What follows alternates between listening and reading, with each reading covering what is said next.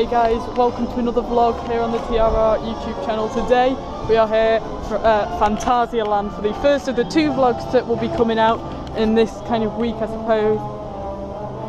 I've been wanting to come here to Fantasia for a long time and we're finally here. So we're going to be getting on some really great rides today. Obviously there's Taron, Black Mamba. We're here at 9 o'clock at the minute, so none of them are open. So we're just going to kind of have a look around, get the general feel of the park, have a look at some of the theming, because that is what this place is pretty much known for. If you've not seen the preview video I did a few days ago, go check that out. It'll probably be a week since I uploaded it when this goes live, because I've got to get back and edit all this yet. So last week I uploaded a preview, and obviously in there I was talking about how the theming looked, and geez, just even this main street's good, but this is like, in comparison to the rest of the park areas like Cologne and Mexico, this is nothing. So yeah, I'll see you when the rides are open and when we're kind of getting a feel for the park.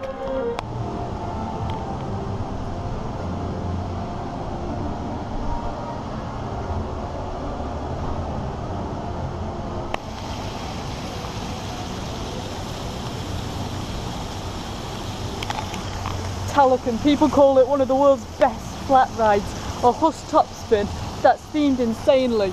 I mean, I've seen videos and pictures of this, but it just doesn't do it justice.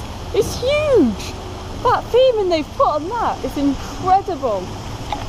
I cannot wait later on when this has opened to get a ride on Pelican. And then obviously we're walking around this side.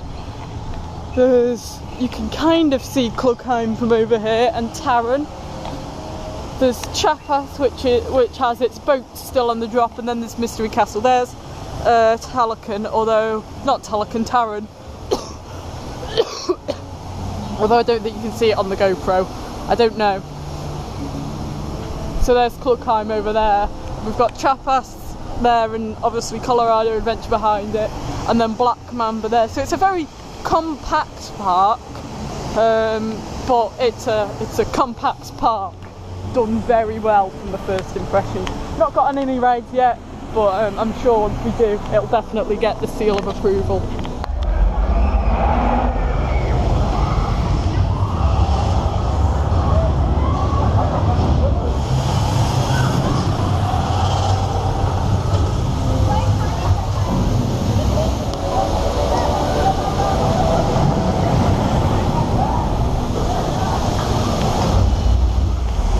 Oh my god, first ride of the day on Taron. I'm shaking, the camera might be a bit shaky. That was insane. I'm definitely going to do a full review of it at a later date, but my quick review of that, it's forceful, it's got really good airtime around it, it's intense. That first launch was really nice and smooth and had nice forces on it. That second launch, the intensity on that was just incredible. So I've got some off-ride footage of it. There you go. There it was there. So I've got some off-ride footage of it. I didn't get any on-ride footage. I don't think I'm going to be getting on-ride footage today, unfortunately, because I don't have the harness with me, and it might be the same for Europa, but I'll definitely give you lots and lots of off-ride footage today. But I mean, Taron, that was absolutely incredible, and I think after that ride, I mean, I'm definitely going to get rewrites on it later, but I mean, after that one ride, it's more than likely my new #1 coaster.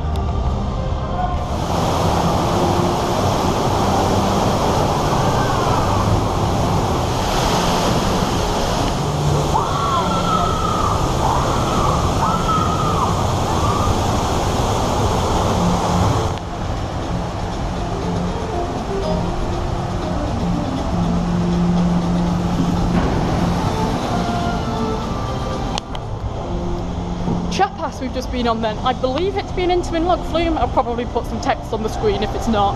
But it's a log flume style ride. It's really nicely done that. It's got some nice theming. 3-drop special, really good. Little log, well, I call it a little log flume. Reckons it's got the world's steepest drop on a log flume. There you go.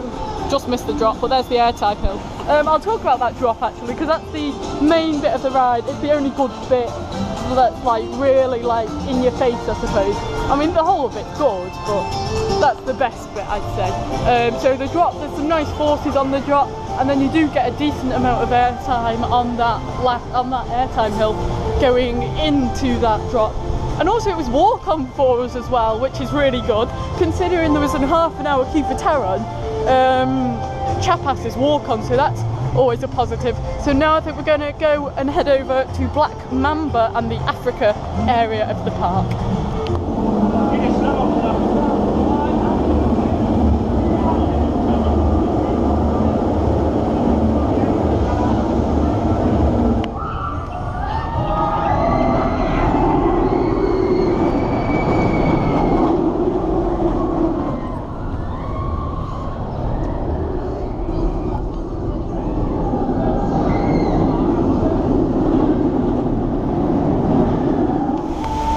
Then you've just seen the off-ride footage from it, the B&M invert, and it was a good B&M invert. It's not as good as Nemi, it's definitely longer and the duration does help it. The first drop on it's really, really good. The first drops on all the inverts are good. I mean, the first drop on Nemi isn't that strong, but on that one it's definitely a really, really nice first drop. Operations were alright, it was running one train until we got in there, and then annoyingly they went and put the second train on as I was moaning about it. So we had to wait about 5-10 minutes in the station for it. So I suppose it served me right for speaking too soon. But if you've not seen the layout of it, it's really nice. But the only problem for me with the layout is the fact that it's almost as though they tried to cram the 4 inversions of the ride into that first little, you know, kind of the first section of the ride, and then the rest of it's really nice. It's still good corners in that, intense corners. It's really disorientated in a good way, you know. So, but I think if they had have spaced out the intense turns and the you know, the inversions, then it would have been a lot better of a layout, I think. But that helix at the end, that was the best part of the ride for me, that last helix, because it's really intense. And on an invert, you don't think helixes would be that good, but that helix was really strong. So I think we're going to try and get on Pelican now. I'm not sure, but I think Pelican is going to be the next ride of the day.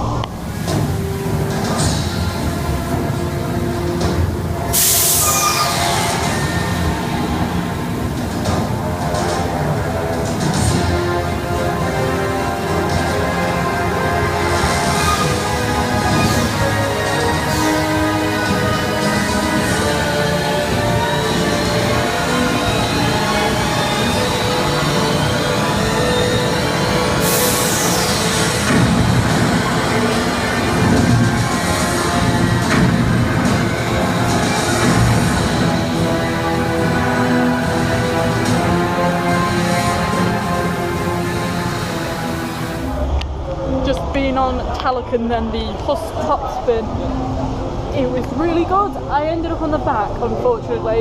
It was still a decent experience. It's a nice ride, got some nice forces in it, had a nice cycle, really good length to the cycle, and it had some nice forceful elements too, which is what you expect from the Huss top spins. It was really good fun. Hopefully I can get on it later on, maybe sit on the front this time, so I get all the fire and the water effects, because it kind of, I suppose the ride lacked that when you're on the back, which is the only problem I have with it.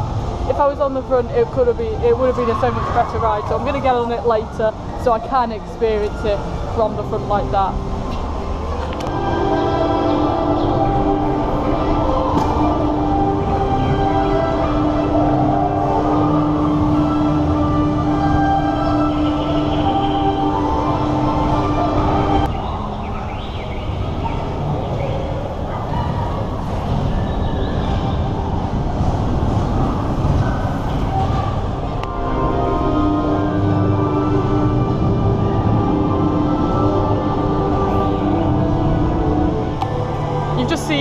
Quite a lot of off-ride footage of it. I got quite a bit, and that is Windjust Sphere and Force. Just on both of them, I believe to be marathon spinning coasters. They might be manufactured by someone else, but I believe they're manufactured by Marathon. So they're pretty good coasters. Definitely better than the two we've got back at home, Spinball and Dragon's Fury. I I do definitely prefer Fear, I'd say. It has a better kind of overall ride.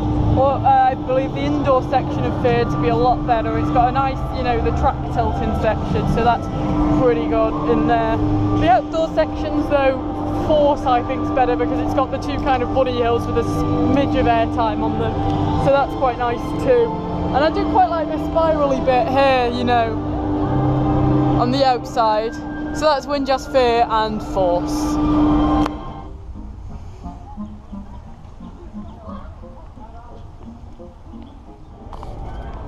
Right then, since I last spoke to you, I've done another 2 rides. These 2 rides, not so good as the last 2. Hollywood Tour and Temple of the Nighthawk. First off, Temple of the Nighthawk. It's a decent coaster.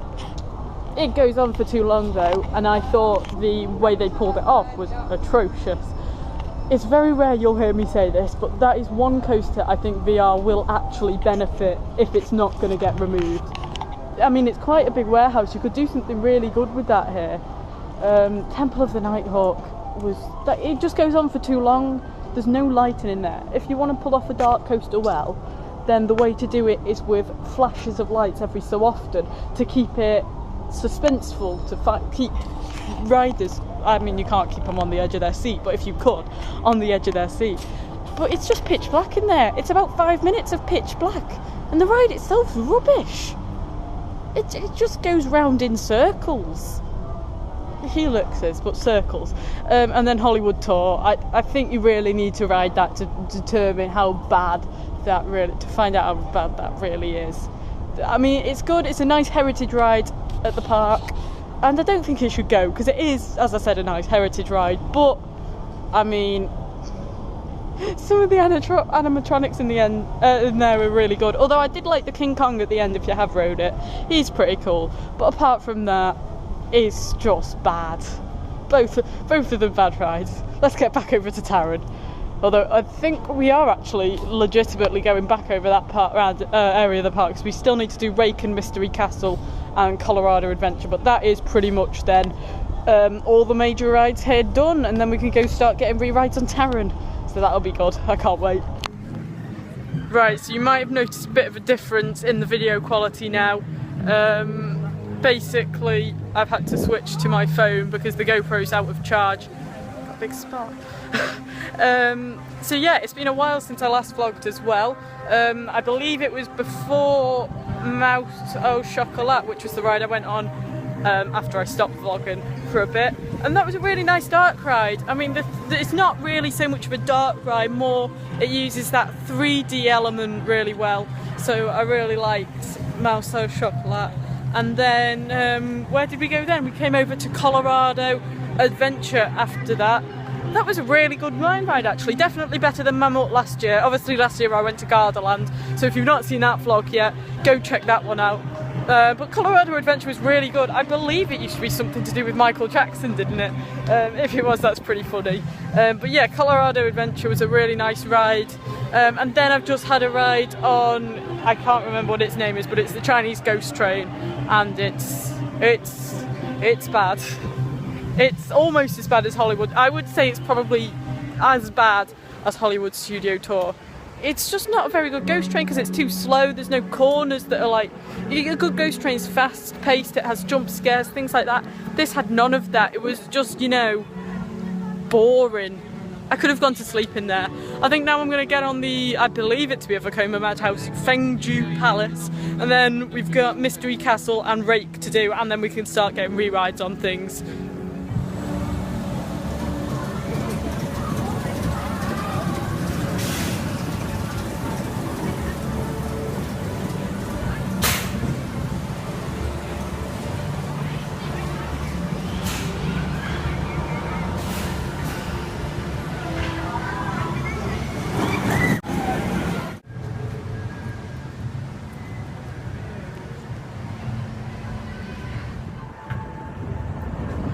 Two rides then since I've last vlogged. I keep doing that.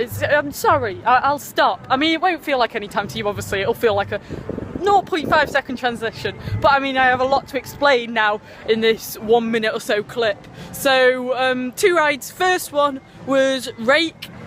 Really, really nice. Family coaster, definitely better than Accelerator back at Drayton Manor.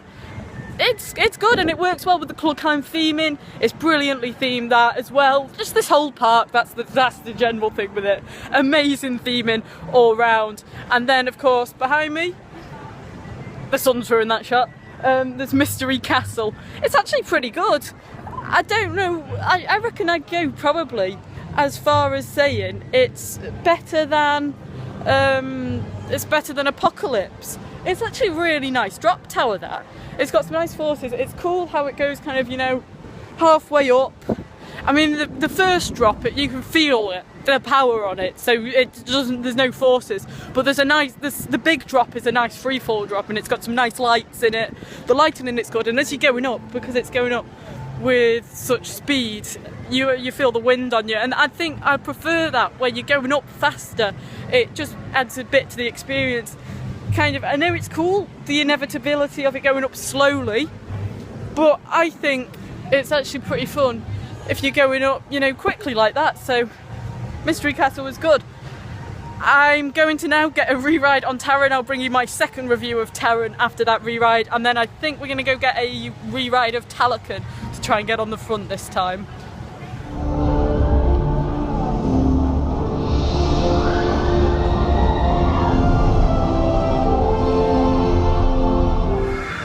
Second ride on Taron then was as good as the first. Incredible. Although that time I did notice the rattle a lot more. I mean, obviously there is a rattle with it. It's an Intamin, and they often come hand in hand with a rattle. But I mean, it's still amazing, an amazing coaster. It's got the force on that launch. The first launch I'd say is my favourite of the two. The second one is a bit rough, but I mean they're both incredible launches on a really incredible coaster. Taron is very easily my new #1. Will it be beaten at Europa? I don't know. There is Woden, there's Bluefire, there's Silver Star, those three. I mean, Woden has the most potential to beat it, I imagine. But Taron, I mean, it's just incredible, isn't it? Not the smoothest, or it's not a rattle that puts you off the ride, and the fact it's not OTSR restraints, it's lap bar restraints as well, which, well, I suppose you could call them over-the-shoulder lap bars, but they're essentially lap bars, and that really does enhance the experience. You feel the airtime on those airtime hills a lot more. So, Taron.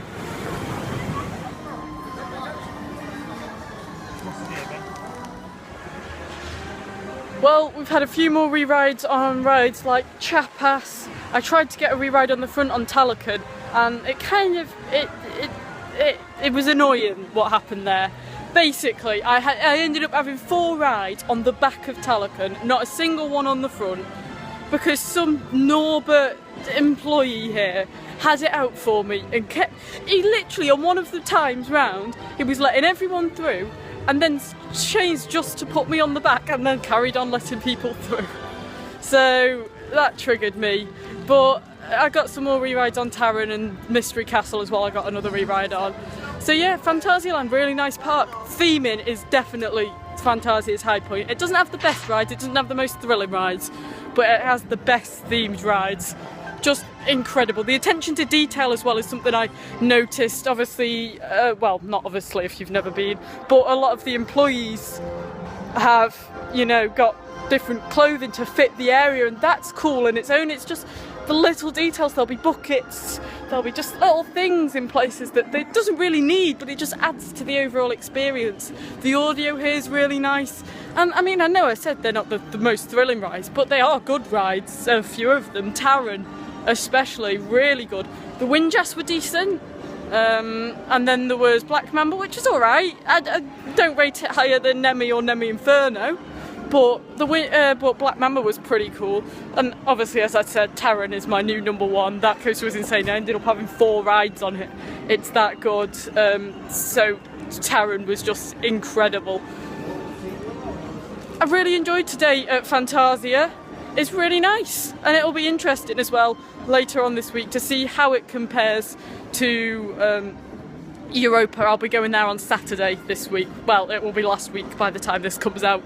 I'll have been there. That's like Parkception or something. I also got myself a Taron, a Klugheim shirt with the Taron logo. No, the Klugheim logo on, so that was pretty cool as well. So I'm getting to the top now. I'll show you one last panning shot of it all to round up the vlog. But anyway guys, thanks for watching the Phantasialand vlog, August 2017. Goodbye.